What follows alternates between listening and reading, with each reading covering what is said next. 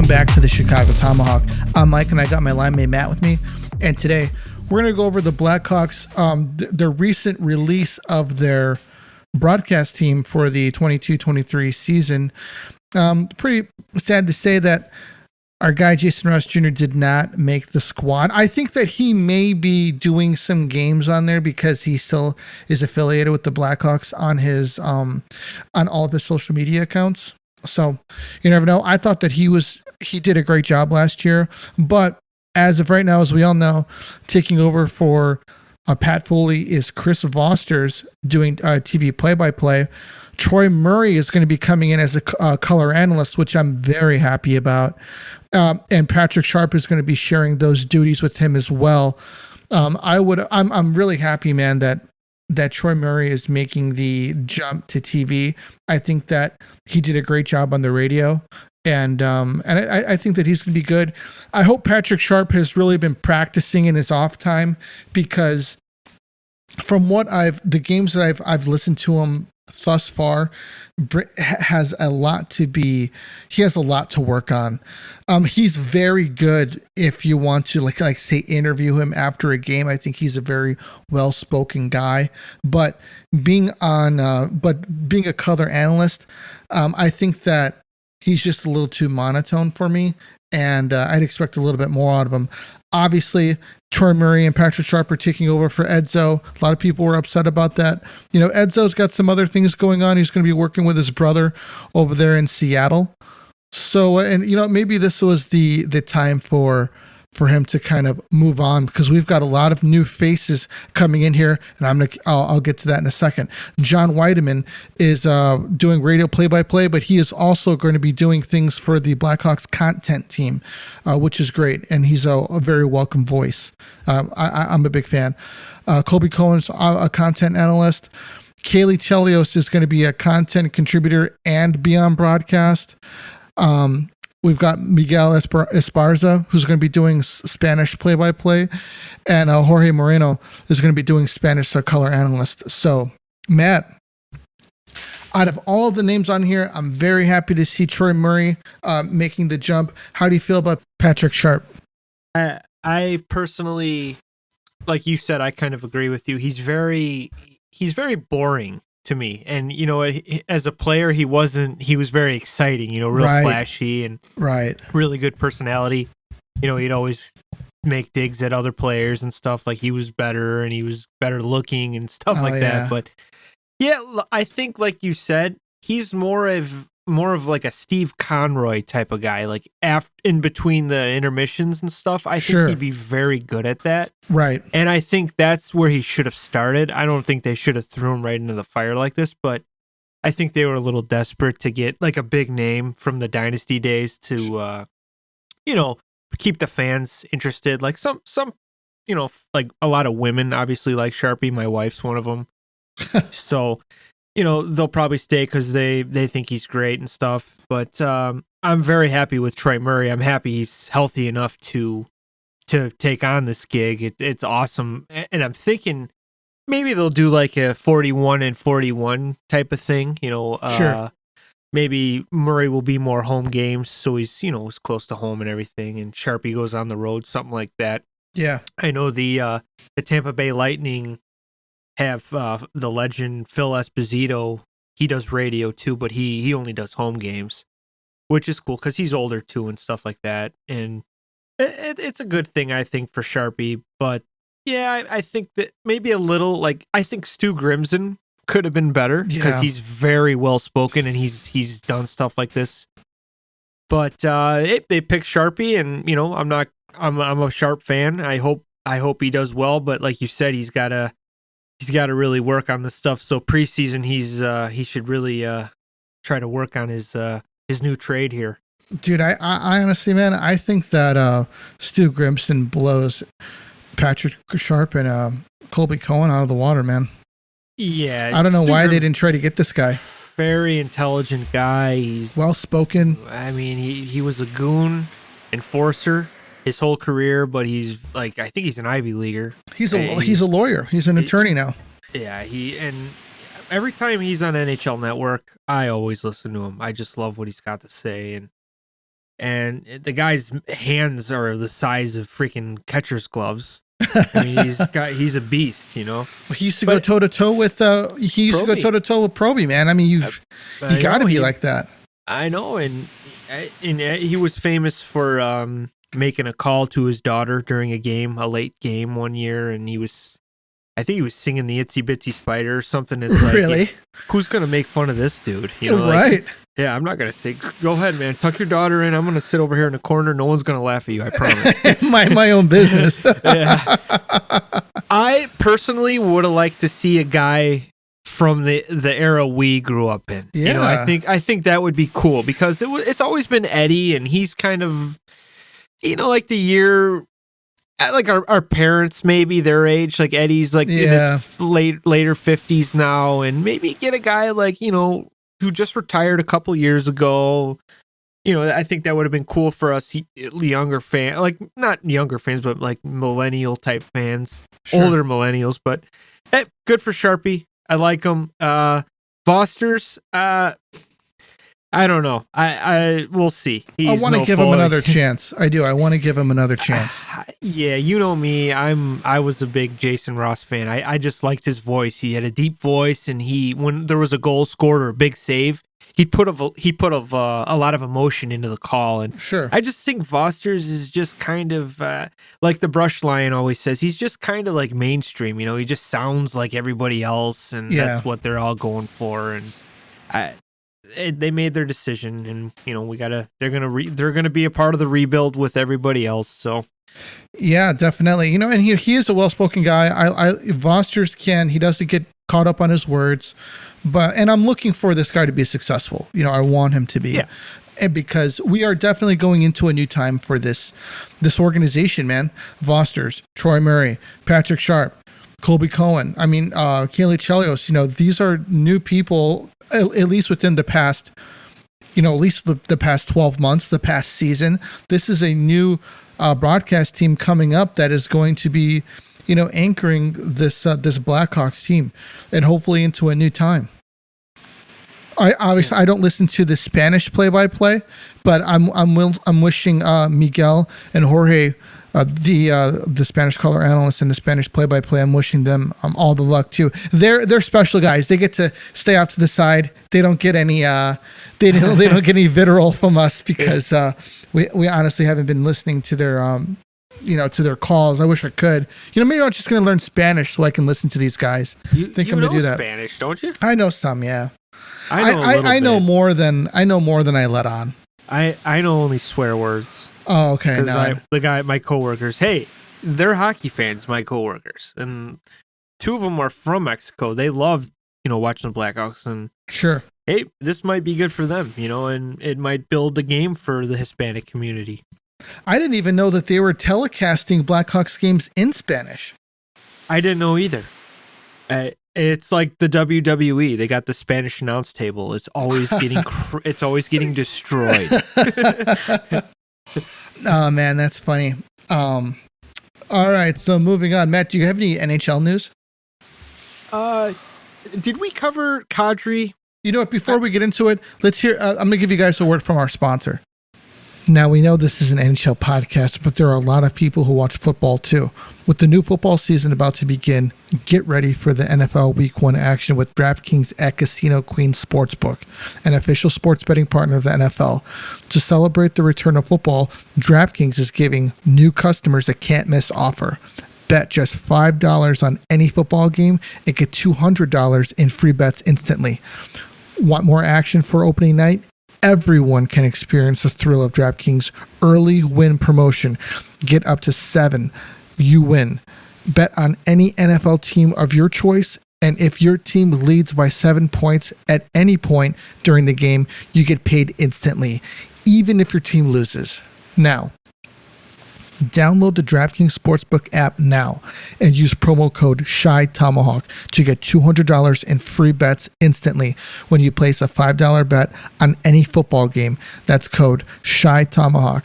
Only at DraftKings at Casino Queen Sportsbook, an official sports betting partner of the NHL. You got to be 21 or older to enter. Obviously, can't have any fun unless you're 21. Now, back to the podcast. All right, go ahead, Matt. Did we cover Kadri? I feel like it happened so fast. Yeah, you know what? I want to say that we did, but we can do it again. What was that? 7 years for $7 million a year? Yeah, he's getting paid, and he's really motivated.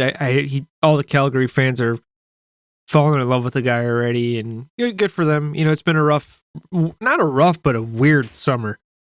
Brutal summer, to be honest with you. Brutal. And Sean Monahan, he got traded to the Canadians to free up space for Kadri, and it's a good move. I think if you're getting rid of a guy that's $6 million a year, he's a lot of injury problems, and he's his numbers have been way down. Not playing.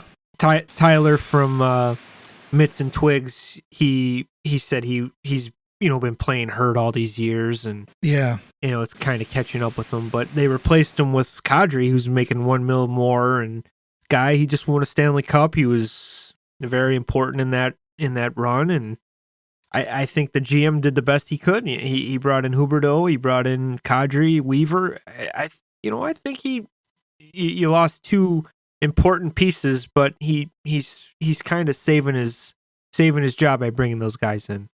It's almost as if that he replaced Gaudreau with Huberdeau and Tkachuk with Kadri. Yeah. Definitely Tkachuk, it's going to hurt. In a couple of years, it's going to hurt. He's young. He just came off a career year. Maybe it was because of Johnny Hockey. I don't know. Maybe Johnny Hockey's success was Tkachuk. Who knows? We're going to find out this year on their new teams. I could see Tkachuk having a monster year in Florida with Barkov. I really do. I think he's going to probably get close to 90, 100 points. Johnny Hockey, I don't know, man. Unless Patrick Laine scoring on every shot, which, sometimes he's streaky. I don't think he's ever going to have a season like that again. I'm going to say Tkachuk, between 25 to 30 goals, about 45 assists. With Barkov? Yeah. I think that there's going to be like their styles are off. They're not going to be year, they're not going to be synced up. Yeah, I think Huberdeau and Barkov they developed that chemistry really quick, and we're gonna see who was the main piece of or who was the big part of each line. Was it Johnny Hockey? Was it Tkachuk? And on the other side, was it Huberdeau or was it Barkov? We're gonna find out over this season who was the difference maker. It seems like Huberdeau is essentially coming into his own as a superstar this year. Yeah, I think he set the record in left wing history, most assists in one season, I want to say. I'm not sure. But yeah, I mean, it's got to be weird. You have the best year of your life and you get traded. And you're so used to it's been your home forever. And it's like, yeah, we're moving on from you. And I know he was pissed off. Yeah, for Florida, sure. Calgary. I mean, he was pissed off. He did sign that extension, but it had to be a weird 2 weeks for him, for sure. Jeez. That'd be kind of sucked that you sign an extension somewhere just to move on somewhere else. Yeah. And you're used to, being in Florida in the hot weather, and it just, it's rough. You know what, though? I do have one thing that we didn't talk about because it just happened, I think, this weekend or just before the weekend. Phil the Thrill signed with Vegas. Really? Phil Kessel is a Golden Knight. Wow. And we were just talking about the Panthers. We didn't talk about Eric Stahl joining the Panthers as well. Yeah. You know what, man? He sat out last year, I want to say. I don't think he was able to sign with a team. Yeah. No one wanted to take a risk on him. But are you sure? I thought he was playing with Minnesota. No, he was traded to the Canadians the year they made that run into the final. Okay. And yeah, it didn't really work out, and he didn't go anywhere last year. I'm pretty sure he was unsigned. I think he was playing with like an amateur Team Canada type of thing, but I could be wrong about that. But I'm pretty sure he was a free agent for the whole season, and I think Florida's going to take a risk on him. Wow. The NHL released their top defensemen, who they're ranking as their top defensemen. And I'm sure you can guess who number one is. Yeah, Cale Makar, I'm guessing. Okay, good. 1 for 1. Could you guess who number 2 and number 3 is? Well, all right. I am going to go with Victor Hedman, number 2. Personally, I think in my eyes, he's number 1, but I'm just going by what the NHL is going to say. Sure. Okay, so I'm going to guess number 3 would probably be, this is close. It's either Adam Fox or Roman Josi. I'm probably going to go with Josi. Okay. Because I think he got more points than Fox last year, I think. And then I'm going to go Adam Fox, number 4. Okay. And number 5, man, I honestly don't know. This is maybe Mo Seider? That is your first wrong answer. Oh, I went 4 for 4. You went 4 for 4. Oh man, in the right order. I was just gonna have you go. I was just gonna have you do 3, but you took it one step further and went 4 for 4. Really? Yeah. In that order. In that order, yeah. So okay, I personally, like I said, I would have went Hedman. So maybe. Okay, I guess you can give it to me. I did say Cale Makar just because of the big year he had. But yeah, that's my top 4 for sure. Number 5, I don't know, man. I'll give you this one. Charlie McAvoy. No way. That's who. Well, I'm just saying that's who they have on the list here. There's no way. What about? Can you go number 6? Is Mo Seider in the top 10? These are really debatable here. No, he's not. Okay, that's very interesting. So, wow. Here, I'll help you out. Okay. Number 6, they've got Chris Letang. He had a monster year last year, though. Okay, I like that one. Number 7, Aaron Ekblad from the Florida Panthers. He had 57 points last year. Okay. At number 8, Devin Taves. No. Number 9, John Carlson. No. He had 71 points in 78 games. Obviously, this has to be related to offensive output. It's still not top 10 in my eyes. I agree. Mira Heiskanen, Dallas Stars, number 10. No. Yeah. No. Number 11, Moritz Seider. Yeah, Mo Seider is in my top 10. I would have him at number 8.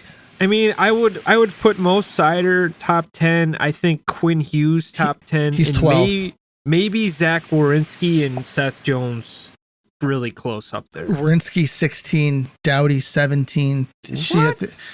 Shea Theodore 15, Morgan Riley 14, Jacob Slavin 13. Jacob Slavin's a very good defenseman. He actually should be in the top 10 as well. Rasmus Dahlin from Buffalo 18. Alex Pietrangelo 19. I would have Pietrangelo ranked higher than Dahlin. But I wouldn't even have him on this list. The guy, he is old and he's not as good as he was. Right. And Brent Burns, number 20. Come on. Get out of here. Yeah, he's also on the Carolina Hurricanes now.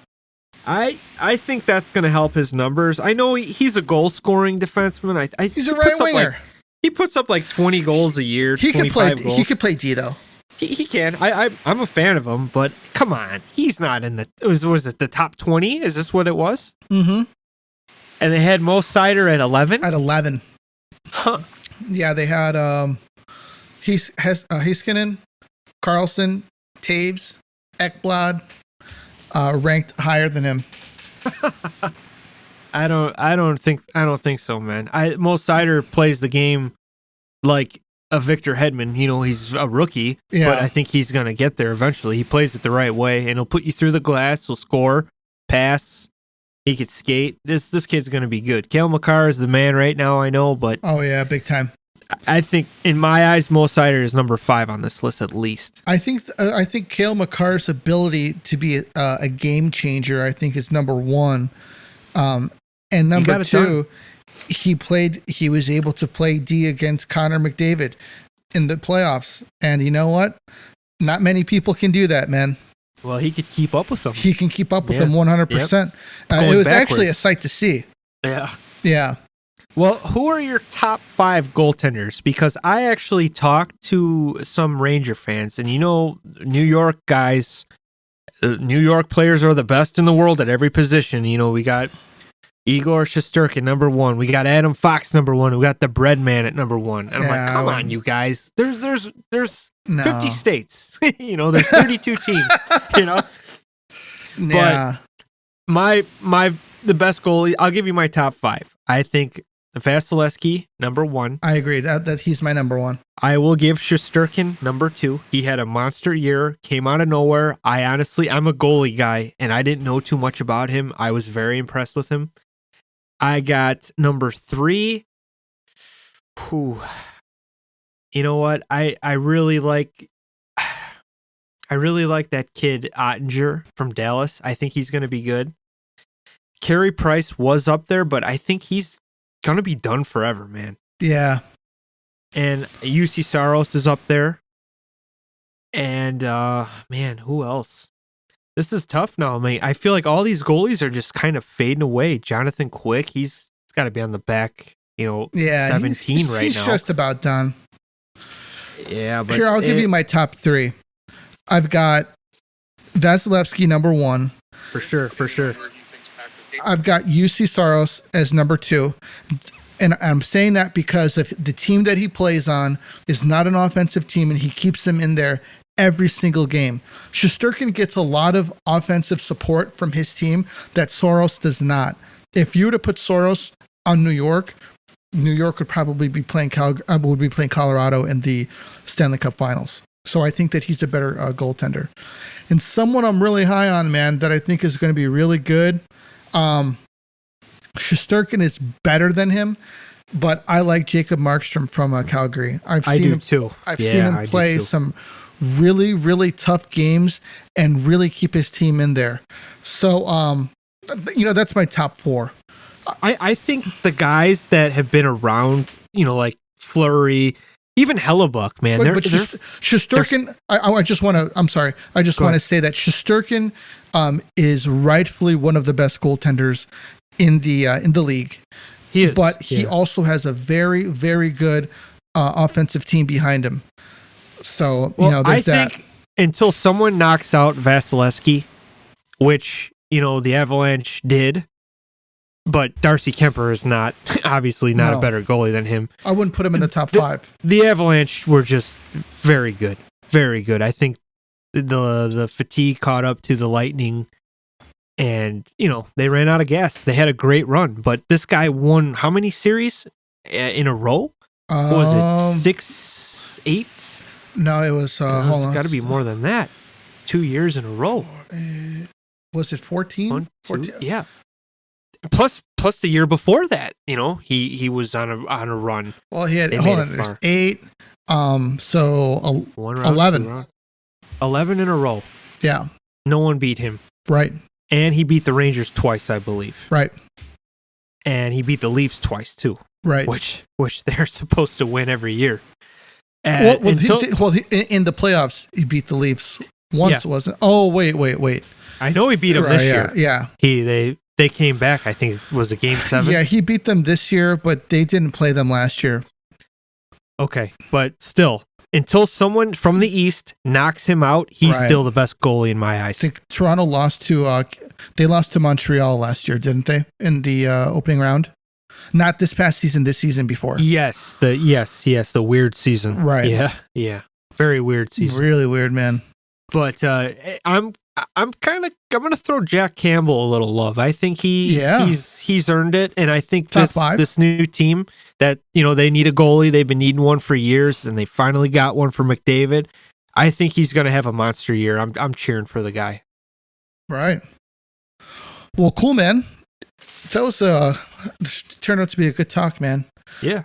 Thanks for throwing those goaltenders in there, because that kind of threw me for a little bit of a loop, because I don't think Jacob Markstrom gets the love that he deserves, because a lot of it goes to some of these other guys. Even Darcy Kemper gets he gets some love from a lot of people, and I'm just like, I don't know about him, man. Yeah, it's like an Emmy thing, dude.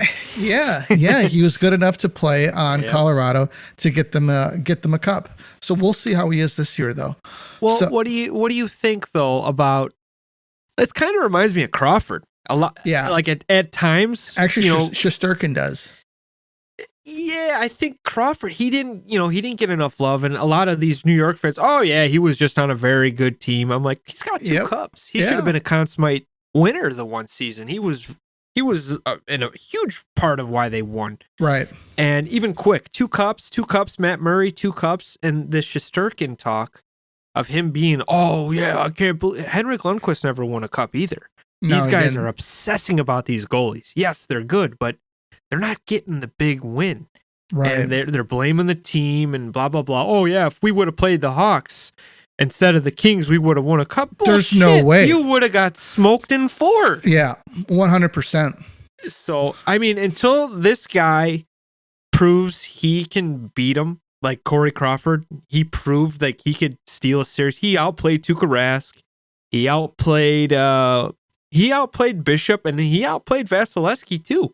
Vasilevsky played a couple games, I want to say, in that 2015 series. But I think Shesterkin, like you said, very good goalie. I think Markstrom, top 5, not enough love. The dude put up 10 shutouts this season, and they're too busy talking about Johnny Hockey and Matthew Tkachuk getting over 100 points. This guy put up 10 shutouts. That's pretty damn impressive. Yeah, it is. And you know what? He doesn't get enough love. You're absolutely right. Well, all right, guys. That's all that we got for you tonight, Matt. We're going to hit it again next week. And do us a favor. Matt, are we going to do a Twitter space this week? Or do you want to wait one more week? Yeah, we'll see. We'll see. All right, we're going to wait one more week. We'll do a Twitter. We'll do it in September. We need a topic. Yeah, we need to get a good topic. Yeah, we need a good one. We'll do a poll or something, what we could talk about. All right, sounds good. All right, everybody. That's all we got for you tonight. Everybody take care. Thank you for listening, and we'll catch you on the next one. This is a Tomahawk. We're out of here.